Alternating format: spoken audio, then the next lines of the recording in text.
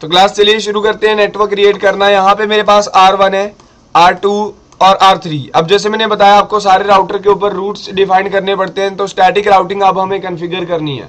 तो मैं static routing configure करने जा रहा हूँ। पहले मैं आपको R1 की सारी कमांड बता देता हूँ। कमांड मैं पहले नोटपैड में करूंगा, उसके बाद मैं ओरिजिनल डिवाइस के ऊपर कमांड अप्लाई करूंगा। तो यहाँ पे थोड़े से फॉन्ट बड़े कर देते हैं। देखिए नॉर्मली मैं हैश के बाद कमांड लिख रहा हूँ। कमांड है कॉन्फ़िगर मोड की, राउटर कॉन्फ़िगर हैश। तो इस मोड की ये कमांड है।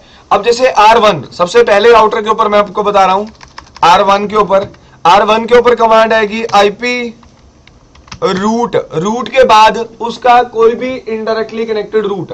अब देखिए R1 का इनडायरेक्टली कनेक्टेड रूट है 20, 10 और 40 तो डायरेक्ट ही कनेक्ट है, सीधे केबल लगी हुई है 10 और 40 के साथ। तो यहां पे हम लिखेंगे 20.0.0.0।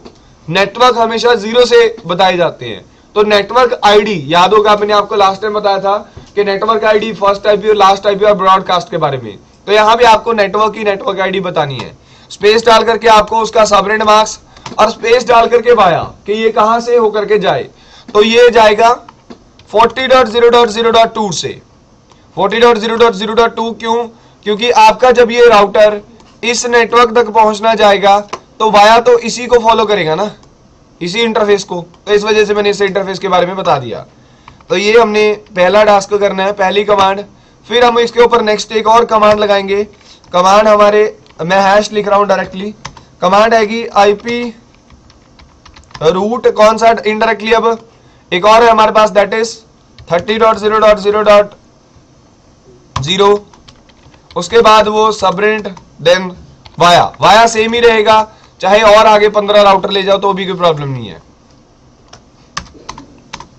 उसके बाद एक और कमांड आएगी ऐसे ही हमारी, हैश हमने लगाया, देन IP रूट,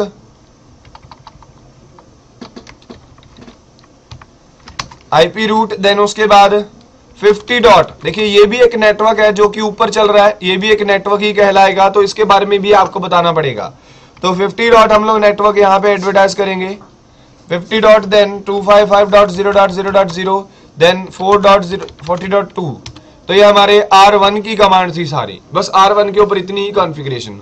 उसके बाद R2 के ऊपर जो हमारी कमांड रहेंगी कुछ कैसे रहेंगी। R2 के ऊपर हम लोग कमांड इनडायरेक्टली कनेक्टेड, एक तो 10 है, उसके बाद एक 30 है। तो इसकी कॉन्फ़िगरेशन करते हैं R2 के लिए।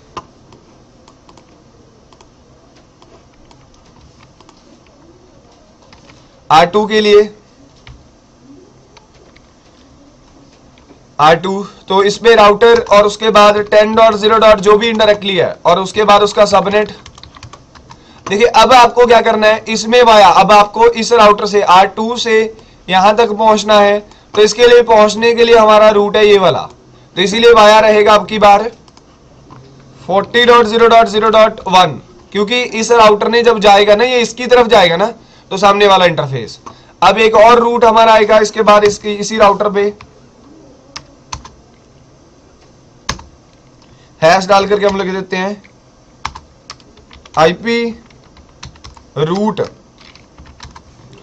रूट के बाद कौन सा, that is 30.0.0.0, then 255.0.0.0, then 50.0.0.2।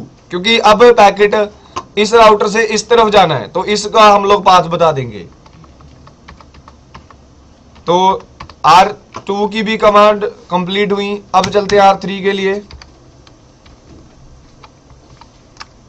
R3 के ऊपर IP रूट बताया 10.0.0.0, देन 255.0.0.0, देन 50.0.0.1। 50.1 क्यों? क्योंकि इस राउटर से जब वो 10 की तरफ जाएगा तो वाया इसको पाथ को फॉलो करेगा, इस पाथ को, इस वजह से ये मैंने एड्रेस दिया। उसके बाद वापिस चलते हैं हम लोग, अभी उसमें करके देख रहे हैं, नोटपैड में बता रहा हूं भी आपको। उसके बाद फिर से कमांड आएगी हमारी IP रूट, कौन सा 20.0.0.0 then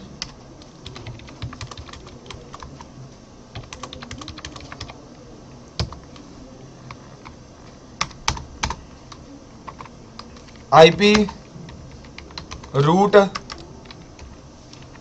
आएगा हमारे पास 40.0.0.0 देन 50.0.0.0 सॉरी 1 वाया में 1 देंगे। तो इस तरीके से आप लोग ये सारी कमांड लगा करके अपने राउटर्स को कॉन्फ़िगर कर सकते हो। तो ये मैंने स्टैटिक राउटिंग कॉन्फ़िगर की। उसके बाद जब किसी भी राउटर पे आप लोग जाकर के कमांड लगाओगे, कमांड हमारी रहेगी वैसे तो इस मोड में तो अगर ऐसा लिखा आएगा, नहीं तो आप इस मोड में जाकर के लिख सकते हो। कमांड आएगी शो आईपी रूट। इस कमांड से आपको राउटिंग टेबल शो हो जाएगा। शो आईपी रूट की कमांड से आप राउटिंग टेबल चेक कर सकते हो। तो एक तरीका था नेटवर्क के अंदर स्टैटिक राउटिंग कॉन्फ़िगर करने का। तो ये जस्ट मैंने नोटपैड में बताया। अब नेक्स्ट पार्ट के अंदर हम लोग इसको ओरिजिनल डिवाइसेस पे कॉन्फ़िगर करेंगे।